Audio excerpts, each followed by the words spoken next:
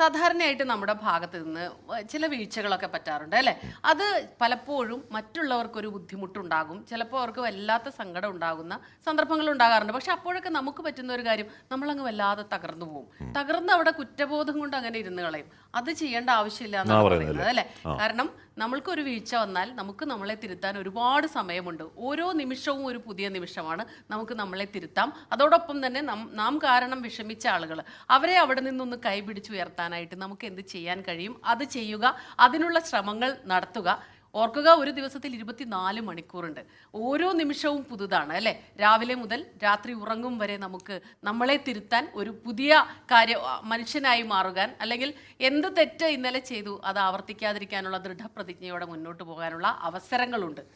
തെറ്റ് ചെയ്യാത്തവർ കുഞ്ഞുങ്ങളും മൃതദേഹങ്ങളും മാത്രമേ ഉള്ളൂ എന്ന് പറയാറില്ലേ? എന്ന് പറയുന്നത് പോലെ തെറ്റ് മനുഷ്യ സഹജമാണ്. നമ്മൾ പുറത്തുകൊണ്ട് ഈ പറയുന്ന വേദന ഉണ്ടെങ്കിൽ പോയി ഒരു സോറി പറയാം, അതിന് പരിഹാരം എങ്ങനെയാണെന്ന് ചിന്തിക്കാം. അപ്പോൾ തിരുത്തലുകളെ മുന്നോട്ട് പോകാം. അപ്പോൾ ഇറ്റ്സ് നെവർ ടു ലേറ്റ് അല്ലേ, ടു ഇംപ്രൂവ് അവർ സെൽഫ്. അതെ. അപ്പോൾ ഒരു പുതിയ തുടക്കത്തിന് ഒരു ദിവസത്തിലുള്ള എല്ലാ സമയവും നമുക്ക് അതിനുള്ള അവസരമാണെന്ന് ഓർക്കുക.